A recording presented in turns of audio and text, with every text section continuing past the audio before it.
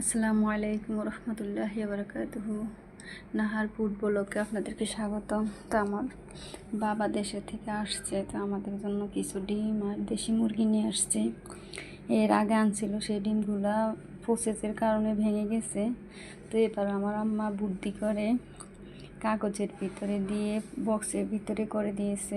তো আলহামদুলিল্লাহ একটা ডিমও ভাঙে নেই, সবগুলা ডিমই ভালো ছিল। তো আমি এখন বক্স খুললে ডিমগুলো উঠিয়ে নিতেছি। ডিমগুলো দেখে আমার মনটাই ভালো হয়ে গেছে, কারণ ঢাকায় এরকম দেশি মুরগির ডিম পাওয়া যায় না, আর পাওয়া গেলে ওরকম ভালো হয় না। মাঝে মাঝে আনে, কিন্তু দেখা যায় নষ্ট থাকে, পচে যায়। তো আমার বাবা আসার সময় আমাদের জন্য অনেক কিছু নিয়ে আসে। তো আমার বাবা একটু অসুস্থ, স্ট্রোক করছিল আরও গত 6 মাস আগে। 4টা হার্ট ব্লক ছিল, একটাতে রিং বসেছে। তো এখন অসুস্থতার কারণে কিছু আনতে পারে না। আগে তো অনেক কিছু নিয়ে আসতো, এবার শুধু 2টা দেশি মুরগি আর এই ডিমগুলো নিয়ে আসছে। তো এই তো আলহামদুলিল্লাহ আমার ডিমগুলো তোলা হয়ে গেছে। আর এই তো দেশি মুরগি নিয়ে আসছিল, আমার আম্মা কেটে কুটে ফ্রিজে রেখে ডিপ করে দিয়েছিল। তো আমি এখন মুরগিগুলো কেটে নেব। মাশাআল্লাহ মুরগিগুলো অনেক বড় ছিল। একটা ডিম পাড়া মুরগি আর একটা রাতা মুরগি বলে আমাদের দেশে, ছেলে মুরগি। তো আমি এখন এই তো মুরগিগুলো কেটে নিলাম। কাটাটা দেখায়নি, কারণ ভিডিওটা এমনি অনেক বড় হয়ে যাবে। তো আমি এখন একটু ধুয়ে পরিষ্কার করে নেব।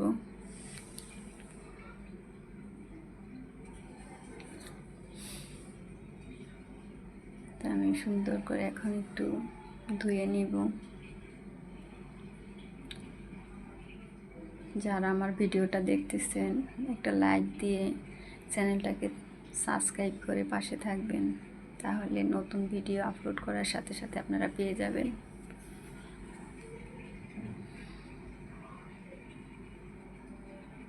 আমি সুন্দর করে একটু পরিষ্কার করে নিতেছি।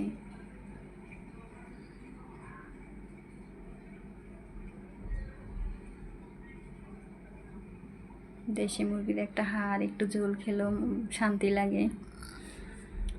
তো এই তো আমার মুরগির মাংসগুলো ধোয়া কমপ্লিট হয়ে গেছে।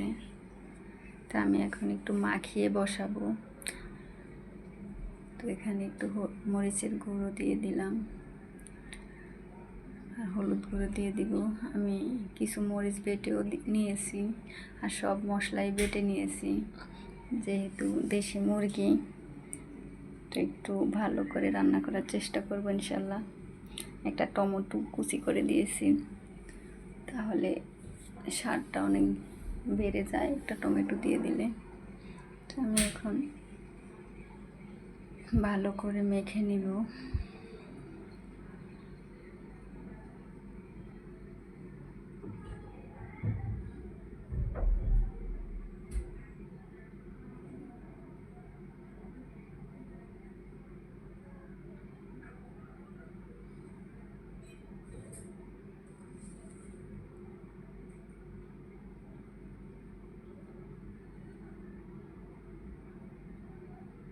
মাখা হয়ে গেছে।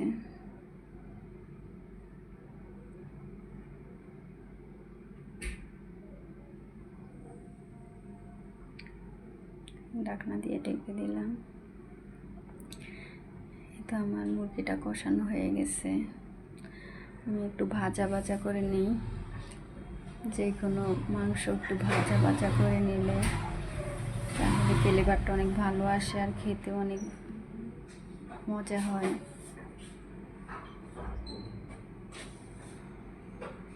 আমার কষানো হয়ে গেছে। আমি অনেক সময় নিয়ে মুরগিটাকে কষিয়ে নিয়েছি।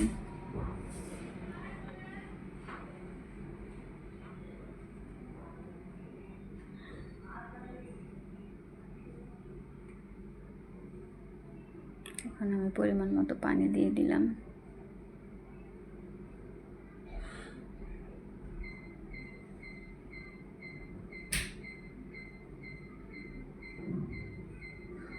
আমি এখন একটু আলু দিয়ে দিব। আমার ছোটো ছেলে আলু দিলে অনেক পছন্দ করে। ওর বাবা আবার সব কিছু ভুনা ভুনা খেতে চায়, কোনো মাছের সাথে কোনো মাংসের সাথে সবজি দিতে দেয় না, আলু দিতে দেয় না। এটা আমার রান্না হয়ে গেছে। তো একটু জিরার গুঁড়া দিতেছি, ভাজা জিরার গুঁড়া। মুরগিটা হতে অনেক সময় লাগছে, কারণ অনেক বড় মুরগি ছিল। মাশাআল্লাহ, তো আমার রান্না কমপ্লিট। দেখতে মাশাআল্লাহ অনেক সুন্দর হয়েছে। তা আমি এখানে একটু কোরাল মাছ ভুনা করব।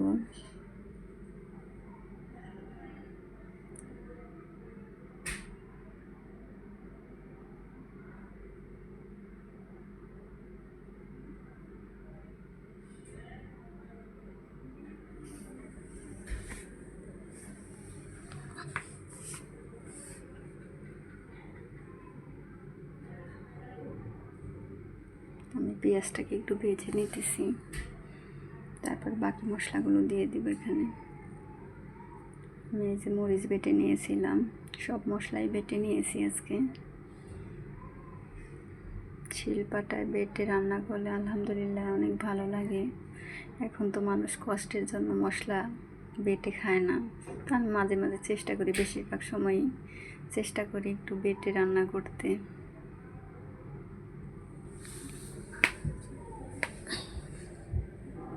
এখন আমি মশলাটা কষিয়ে নিতেছি।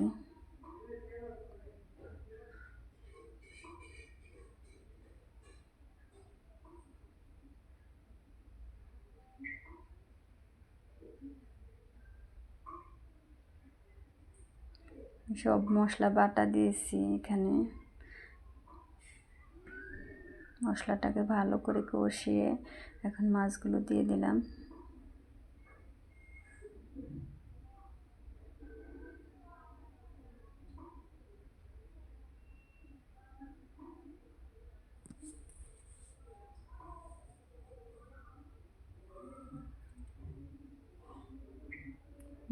মাছগুলোকে ভালো করে কষিয়ে পরে একটু জল দিব।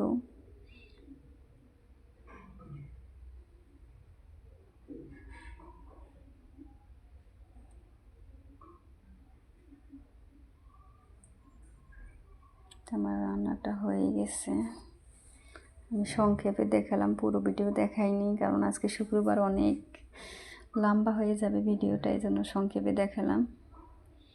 আমি এখন কড়াইতে ঢেলে নিব মাছগুলো।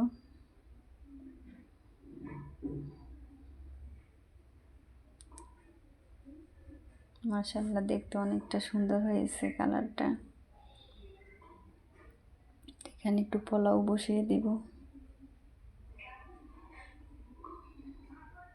শুক্রবার আসলে আমার বাচ্চারা সকাল থেকে ওরা মানে সব কিছু স্পেশালভাবে তা খাওয়ার জন্য ইয়ে করে। তো আমিও চেষ্টা করি, শুক্রবার যেহেতু বাচ্চারা বাসায় থাকে, তো চেষ্টা করি সারাদিন একটু ভালো মন্দ খাওয়ানোর জন্য। কারণ বাচ্চারা যখন ঢাকা থাকে, যারা ভাড়া থাকে, তাদের তো ওরকম আত্মীয় স্বজন থাকে না, খুবই কম থাকে। তো চেষ্টা করি বাসায় বাচ্চাদেরকে একটু আনন্দ দেওয়ার, আনন্দ রাখার জন্য চেষ্টা করি। কতটুকু পারি জানি না। প্রত্যেকটা বাবা মারই উচিত বাচ্চাদেরকে একটু সময় দেয়া, বাচ্চাদের মনের মতো একটা কিছু রান্না করে খাওয়ানো।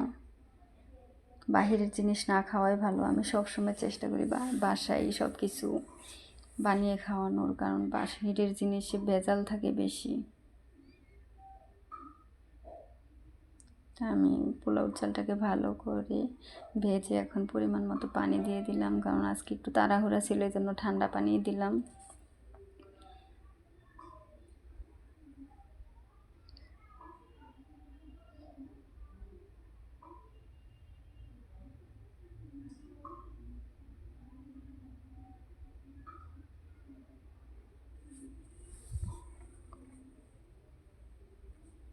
এখন একটু ঢাকনা দিয়ে ঢেকে দিলাম। এই তো মাশাআল্লাহ, আমার পোলাওটা হয়ে গেছে, আর আলহামদুলিল্লাহ অনেক ঝরঝরাও হয়েছে।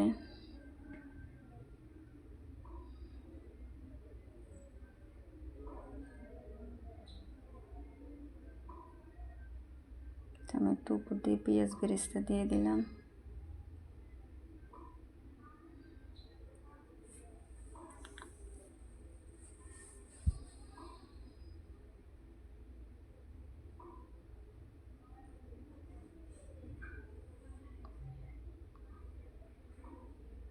আমি এখন বাচ্চাদের জন্য একটু সকালের পরোটা বানাবো, তাই জন্য একটু আটা গুলে নিতেছি। আমাদের এখানে আবার গ্যাস থাকে না, সকাল সকালে রান্না করতে হয়। তো আবার বাসায় যেহেতু আমার বাবা আছে, যদি গ্যাস না থাকে এই জন্য সকালে ভোরে উঠে ফজরের নামাজ পড়ে রান্না শুরু করেছি। তো এখন আমার প্রায় রান্না শেষ, এখন বাচ্চাদের জন্য নাস্তাও বানিয়ে নিতেছি।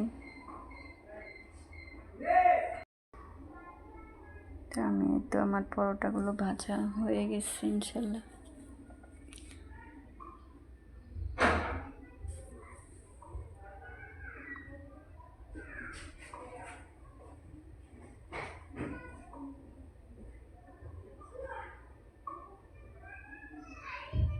এই তো আমার সবগুলো পরোটা ভাজা হয়ে গেছে।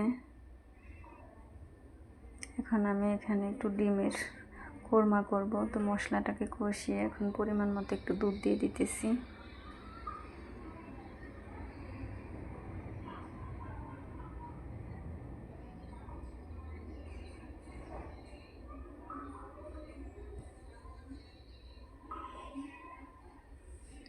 তো ভালো করে মশলাটাকে কষিয়ে নেব।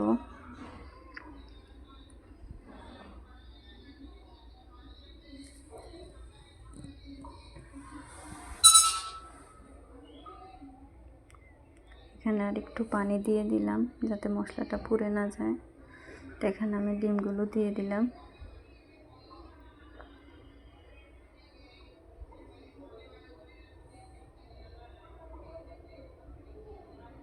এই তো মাশাআল্লাহ আমার ডিমের কোরমাটা হয়ে গেছে। এভাবে রান্না করলে আলহামদুলিল্লাহ অনেক ভালো লাগে। তো এই তো দুপুরে সবার খাবারটা দিয়ে দিলাম।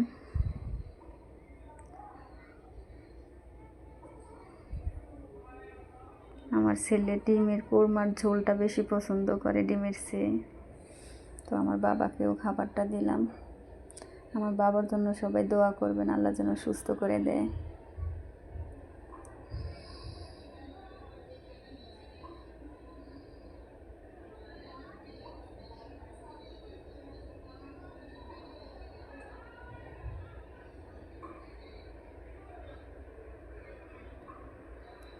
আমার ছেলেকে আর বাবাকে খাবার দিচ্ছি, বড় ছেলেকে। আর আমার ছোট ছেলেটা তো অসুস্থ, ওকে আমি খাওয়াইয়া দিতে হবে। তো ওনাদেরকে খাওয়ানো শেষ হলে আমি আমার ছোট ছেলেকে একটু খাওয়াই দিব।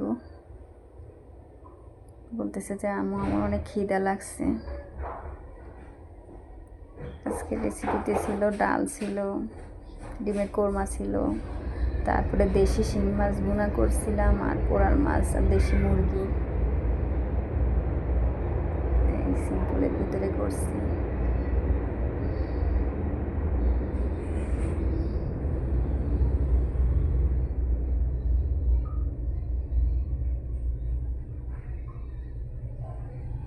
আমার বাবা নিতে চায় না, আমি জোর করে দিলাম যে 2 টুকরো মাংস খান। বলতেছে না, আমি 1 টুকরোই খাবো।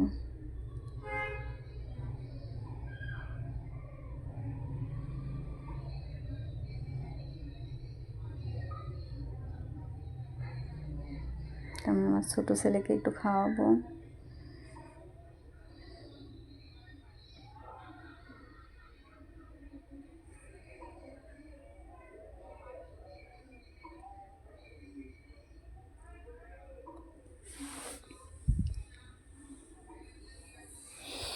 এই তো আমার ছোট ছেলে, ও শুয়ে শুয়ে খায়। আপনারা হয়তো দেখেছেন অন্য ভিডিওতে, বসে খেতে পারে না।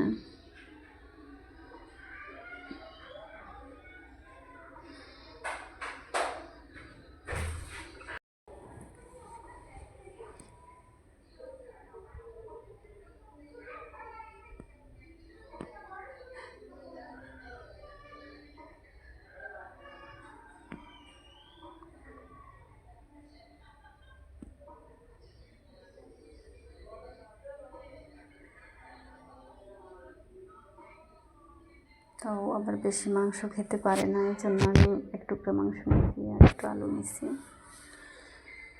খাওয়াই দেবো এখন।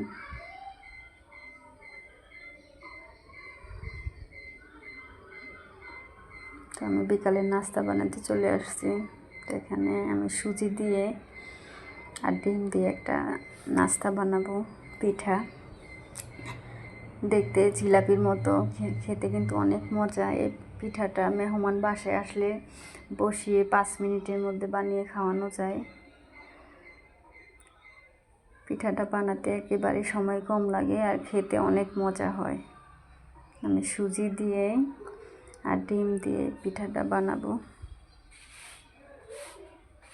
আমি সাথে একটু মিষ্টি দিয়ে দিলাম, চিনি দিয়ে দিয়েছি, তারপরে হালকা শিরা দিব, ঘন শিরা দিব না। তো এখন আমি একটু ভালো করে সিদ্ধ করে নিতেছি ডোটাকে।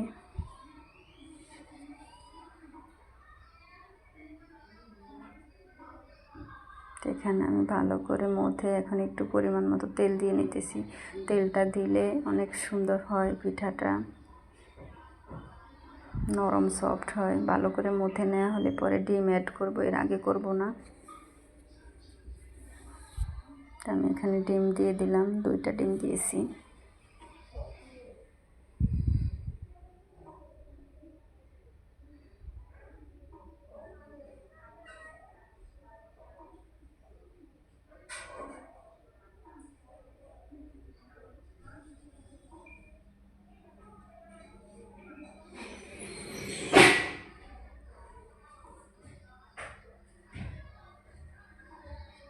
আমি একটু ডিমটা দেওয়ার কারণে ডোটা একটু পিছলা পিছলা হয়ে গেছে, একটু সময় নিয়ে আস্তে আস্তে মথে নিতে হবে। এই তো আলহামদুলিল্লাহ আমার মতো হয়ে গেছে। এখন ডো তৈরি করে নিয়ে এখন হাতে একটু তেল নিয়ে মেখে তেল দিয়ে তারপরে যে একটু ভালো করে ঘুরিয়ে নিব।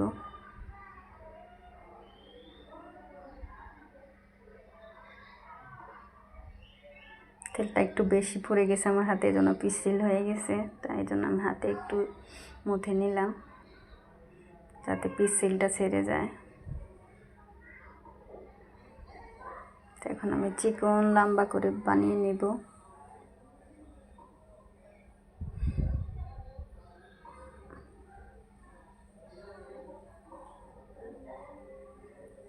ইনশাল্লাহ আপনারা বাসায় ট্রাই করবেন, অনেক ভালো লাগে পিঠাটা। গরম গরম তো একেবারে জিলাপির মতো, আর তার চেয়ে মজা হয়। এই তো একেবারে দেখতে জিলাপির মতো, একেবারে সহজ পিঠাটা বানাতে। আমি এভাবে সবগুলো পিঠা বানিয়ে নেব।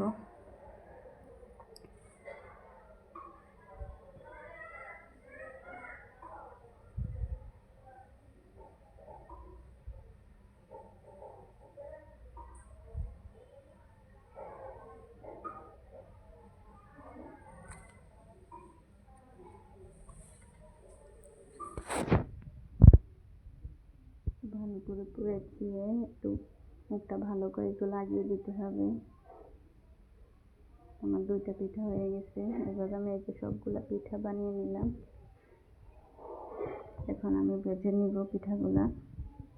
তার আগে একটু চিনির শিরা বানিয়ে নেব পাতলা করে, যেহেতু আমি ডোটা বানানোর সময় একটু চিনি দিয়েছি। তো এখন আমি পাতলা শিরা বানিয়ে নেব। এখানে পানির পরিমাণটা একটু বেশি দিব আর চিনিটা পরিমাণ মতো কম দেব। আপনারা যে যেরকম মিষ্টি খান ওই অনুযায়ী বানাবেন। তো আমি এখানে যেহেতু চিনিটা আটার সাথে দিয়েছি তাহলে বেশি লাগবে না, এই জন্য পাতলা করেই বানিয়ে নিতেছি।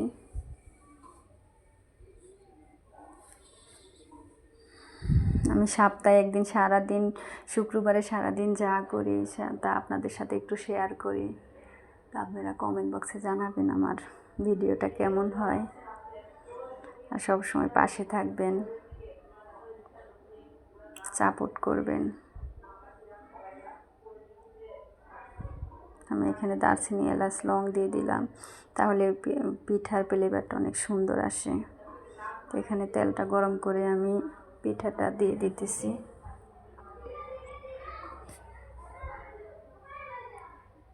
আমি কালকে আবার আমার বাবাকে নিয়ে একটু ডাক্তারের কাছে যাবো, ওই জন্য আমার একটু তাড়াহুড়া।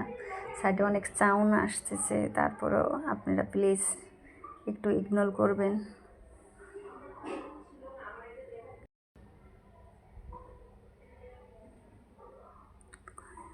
তো লো আছে, আমি পিঠাগুলা ভাজবো।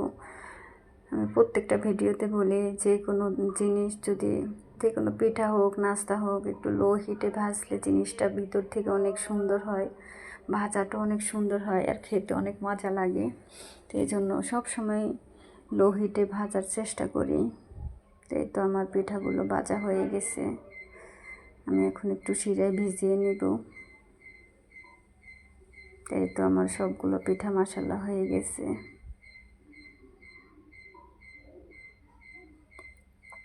আমি একটা ভেঙে দেখাইতেছি পিঠাটা কত নরম সফট হয়েছে আর খেতে কতটা মজা হয়েছে।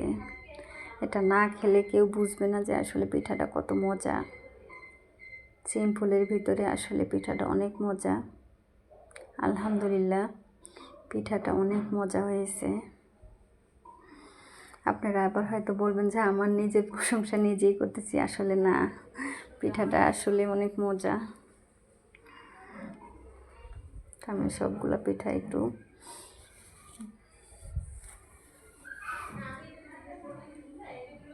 আপনারা ইচ্ছা করলে বিকালে ঝটপট নাস্তার জন্য এই রেসিপিটা বানাতে পারেন। সময়ও কম লাগবে আর খেতে অনেক মজা হবে ইনশাল্লাহ।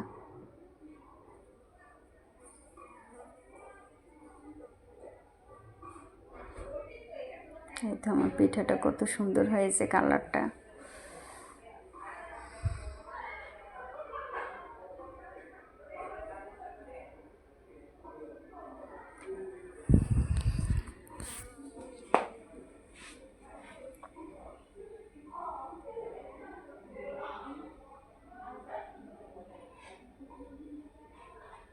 আমি এখানে আরেকটা নাস্তা বানাবো, একটু ঝাল।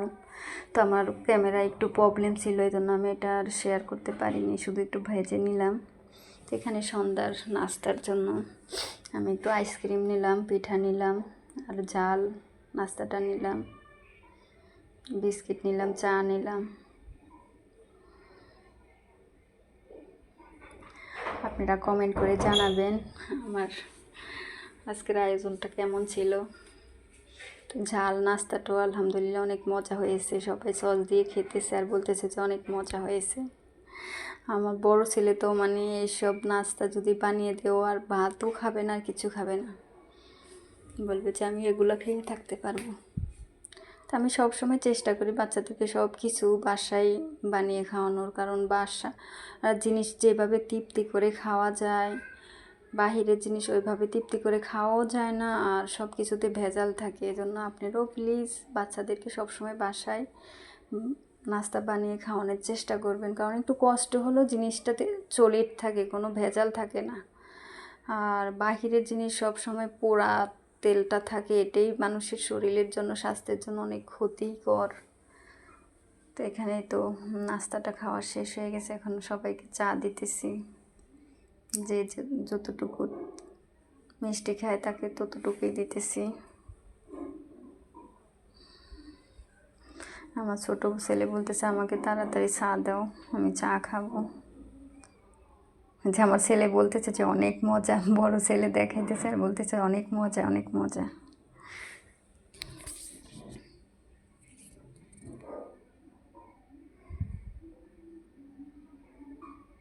আপনারা আমাদের জন্য দোয়া করবেন। আজ এই পর্যন্তই, সারাদিনে যা করলাম তা আপনাদের সাথে শেয়ার করলাম।